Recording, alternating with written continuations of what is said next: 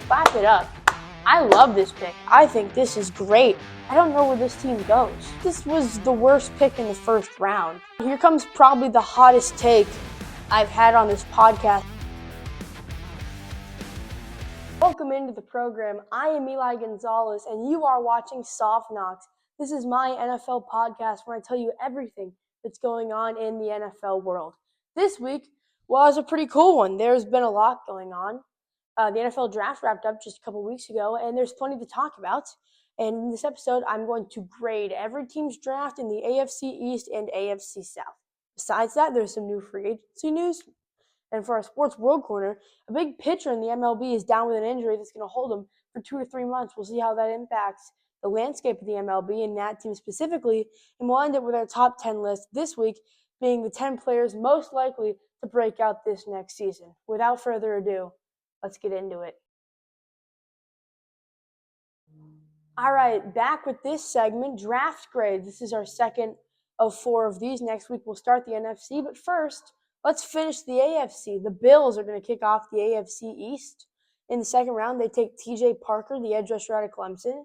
Fills a position I need. He broke the freshman record for tackles for loss in a single season at Clemson, which is absolutely worth something. Incredibly high upside. And he'll learn from the vets in the room. Joey Bosa, Greg Rousseau, plenty of players. He might not start day one, but a rotational third down guy, especially when they didn't have a first-round pick, I think is great. And it's not a horrible pick in the first round. Besides that, they take Skylar Bell, the wide receiver to UConn. The Bills need talent on the outside at receiver, like desperately.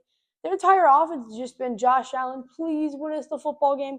And that didn't work in the playoffs against the Broncos, and that didn't work kind of all of last year. Skylar Bell gives them a big X on the outside. They've got DJ Moore in there, who's probably going to play a lot of slot. So having someone big on the edge who Josh Allen can trust is incredibly valuable. It's also an All-American this past season. And he can play a little bit of slot too if they need him to. He's incredibly versatile. But overall, the Bills get a B-. The Dolphins did not have a great draft. In the first round, they took Caden Proctor, the tackle at Alabama. Incredibly athletic, truly a phenom in that respect, but not technically sound. His mind is kind of lost other places. Taking tight end, catching bubble screens against Georgia. But when you're playing left tackle, that shouldn't be on your mind also. There's been plenty of examples of him just not being motivated. That's been a struggle with past coaches, and many coaches have spoken out about that. And at the NFL, hopefully he's got like a new determination when he gets to the next level. But I don't know if that's going to fly at the NFL. Later in the draft, they take Jacob Rodriguez, a linebacker at Texas Tech, literally won every award you could possibly win as a senior at Texas Tech, a leader, which they need on the inside. I don't know if Jerome Baker is still there, but they definitely need somebody at inside linebacker. He can also play outside backer if they need him. He can rush the quarterback a little bit.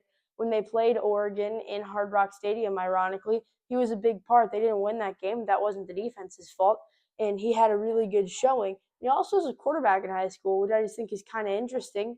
But overall, I'm going to give the Dolphins a D+. Into the New York Jets, David Bailey, the edge rusher at Texas Tech, legitimate speed from the edge. It's kind of insane. He's also pretty solid in run support and fits well into Aaron Glenn's disguise-heavy defense. They really need somebody to play there. It's so interesting to me how, like I said this a couple times, but the first season in a way too long time to go an entire year without a single interception as a team, like catching a single interception the entire year. And Aaron Glenn's a defensive head coach. He was the defensive coordinator for the Lions when they made the NFC Championship. And that early of this new era of the Lions, he was the defensive coordinator there. And he's not doing anything in New York. I believe they won 4 games last year. Pitiful. And they have the second overall pick, and they take David Bailey, and I don't really know how I feel about it. Later in the draft, they take D'Angelo Pons, the corner at IU, game-sealing interception in the national championship, if my memory serves me correct. He's an incredibly hard worker. I believe he's 5'8", so a little bit undersized, but he plays really well for that lack of size, and he's really smart in zone coverage. Along with that, the Jets took a couple players like Kenyon Sadiq. They drafted a lot of talent and not a lot of fit, which I don't love, leading to me giving the Jets a C-. To wrap up the AFC East, the New England Patriots. Caleb Lomu at offensive tackle at pick 30. Plenty of experience at left tackle. Played across with Spencer Fano in the Utes jerseys. But he's got a lot of experience playing the most important offensive line position. Along with that, he's a good replacement. Morgan Moses is not getting any younger, and you saw what Will Campbell did in the Super Bowl. So they obviously need somebody at that spot, and taking somebody in the first round who can fill it is definitely a big thing. They also take one of my steals and someone who shares my name, Eli Ray Dawn, the tight end out of Notre Dame. He was not very kind to my Trojans. Fight on. But I think he's a great pick, an incredible blocking tight end. Getting him as late as they did, I think he's a great value pick. Hunter Henry, Chargers legend, is not getting any younger. And he's really good in run protection, along with being a solid route runner. And for how late they got him, it's a great value pick. And the Patriots get a B+. All right, the Houston Texans. Keelan Rutledge, the offensive guard out of Georgia Tech. He's a pro-ready run blocker, incredibly good at that, especially with the quarterback run game they had with Haynes King. I don't know if you're going to need a lot of that with C.J. Stroud under center, but it's nice to know. The Texans definitely need run support. Their running back group is not as skilled as you'd like it to be, so having some good offensive linemen definitely balance that out. He's also really good feet, which is helpful, especially in pass pro. And they might have to move him to center because they have people at guard.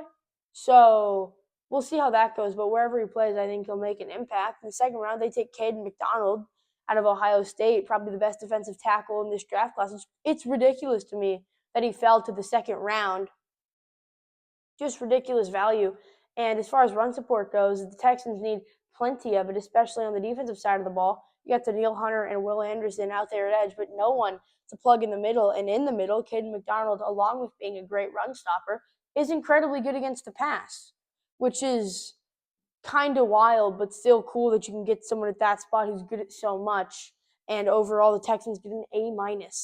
The Jacksonville Jags, they take Nate, not going to try to pronounce that, tight end out of Texas A&M with their first pick. They needed a backup tight end. Evan Ingram got plenty of tread left on his tires, but in the Liam Cohen offense, they run a lot of two tight end stuff. They did that a lot in Tampa Bay, so having a second tight end who's ready and willing to fill those roles is definitely valuable. And he's really, really big upside in the run game. He's a little bit of a reach, but he's a 245-pound tight end, which is kind of wild. So having someone like that who can be good in the running game with the running backs that they have and also being a good secondary tight end, a great early pick for the Jags. Later, they take Emmanuel Pregnon, offensive guard out of Oregon. It's some of the Chargers I would want to have them take in the first round. Like, I would not have been mad if he was our first-round pick. He's really good at everything. And it's great value to take somebody like this in the second round. As I said earlier, he could very easily have been a first-round pick. I would have been elated if that's who the Chargers took. Plenty of teams were looking at him, and he fell into the Jags' lap. They had some subpar picks later on, so that'll give the Jags overall a B-. All right, the Colts, C.J. Allen, linebacker out of Georgia, is who they take in the second round because in the Sauce Gardner trade, they lost their first-round pick. He can be their Zaire Franklin replacement. They need somebody to play inside, but he can also blitz. He took, I think, 40-something snaps this past year at edge, so he can kind of do it all. And he'll absolutely play right away, no matter where he plays. They definitely have a spot for him. That Colts defense needs youth, and he is definitely someone who can do that. In George Gums Jr., the edge at FSU, he wins with speed. He's like Diet Cola David Bailey. He takes good angles in the run game. I watched a little bit of his film, especially in the Florida State-Alabama game. He was a big part of that. And he can play pass coverage a little bit. He's taking some snaps at outside linebacker, and all that will help him out. Overall, I'm going to give the Colts a solid B. All right, the Titans. Carnell Tate at the 4th overall pick. I think this was the worst pick in the first round. It's so crazy to me that they take somebody like this with everyone who's available and so many holes that they have. I get you want to get a number one receiver for Cam Ward, but with all the holes you have on defense, you're not going to make a playoff appearance or win a playoff game this next year. And if they do, I will gladly eat my words. I love Cam Ward. I love the coaching staff. I think the team is great. I just don't think going wide receiver when you need so much help on the offensive line, so much help on the defensive line, your secondaries in pieces. But getting Cam Ward a weapon, I think, is valuable. And I don't think it's a ridiculous reach. He's got the talent. He's a jump ball monster. And he's Cam Ward's new wide receiver one, but he's never been a true wide receiver one. He played with the best player in college football the past couple of seasons and got a lot of favorable matchups because of that.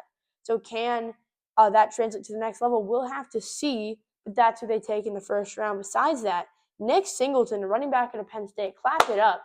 I love this pick. I think this is great. Incredibly explosive. The running backs in Tennessee are definitely not getting any younger with Tony Pollard and Tajay Spears. I don't think Tajay Spears will be a long-term starter in this league, and Tony Pollard is like my dad's age. So getting someone who's incredibly versatile, was really good in the Penn State playoff run to the Orange Bowl in 2024, and played well despite the catastrophe that Penn State was this past year. I think it's a great pick. I don't love Carnell Tate in the first round, so overall the Titans get a C. Let's rapid fire some free agency news. So Calais Campbell to the Ravens. It's definitely interesting. Getting a super mega veteran in there is not something I'm mad about, especially with Jesse Minter in that new Ravens defense. Getting someone in there who's been in plenty of systems and knows how to change to a new head coach or a new defensive play caller, I think might be valuable for this Ravens team that's been running the same system for a little while, especially with how good, but how thick Jesse Minter's system is. In that, I mean, there's so many layers to it. There's so much he does. So having someone in there who can maybe teach the players how to adapt to a new system. He might not be a consistent starter, especially with Madubuike coming back, one of the best interior defensive linemen in all of the NFL. I think it's overall a pretty solid signing. Besides that, Tyrod Taylor to the Packers. He plays similar-ish to Jordan Love. He's been bouncing around. I think he was with the Jets as of late. But another veteran, Chargers legend. He's the only reason Justin Herbert is where he is now. I'm sorry he got his lung punctured, but besides that, Justin Herbert would not have started against the Chiefs in 2020, and I don't know where we are now if that didn't happen. But he did lead us to a win against the Bengals for the first game of the 2020 season. So Tyrod Taylor to the Packers, I think it's a great pick. All right, let's talk Sports World Corner. Let's talk Detroit Tigers. They're in a two-game losing streak in Boston, and as I record this, they're playing Boston right now. But they're 18-19, and the reason I bring up the Tigers is because our Sports World Corner today is Tariq Skubal will be out until after the All-Star break with a left elbow injury. He is a left-handed starting pitcher, a two-time Cy Young winner, and such a valuable player, not MVP caliber, obviously, because he's not a pitcher, but a pitcher that is so good and has been so elite, especially for a Tigers team that's not in the best spot. They are first in the AL Central, but they're 18-19. That's a .486 winning percentage, and they're on a two-game loss streak. Cleveland's also 18-19, and they're on a three-game loss streak. Kansas City is really hot. They're currently third in the division at 17-19. So half a game out of first, and they're on a 5-game win streak. So a month into the season, this division really belongs to anybody. And getting a pitcher like that out is just so detrimental. How do they respond? They get Framber Valdez in the offseason, but Gleyber Torres is on the IL now for 10 days with an oblique. And if this team has not been able to hit for their lives, they hit in spurts, but it's been a lot of loss, win, loss, win, loss, win. Like, they've been super streaky as far as hitting goes. Their wins have been blowouts, and their losses, they've gotten blown out. Obviously, with Skubal on the mound, he doesn't give up a lot of runs. Team USA guy, two-time Cy Young winner. But with him out and Framber Valdez now is their ace, and with all their hitters that are slowly starting to get hurt, I don't know where this team goes. All right, a big list to close out episode 3 of Soft Knocks. Kind of crazy we're already here, but let's talk about it. The top 10 players most likely to break out in 2026. At number 10, I have Colston Loveland. He was big in the Bears playoff run last year, and this roster is all. At number 10, I have Colston Loveland.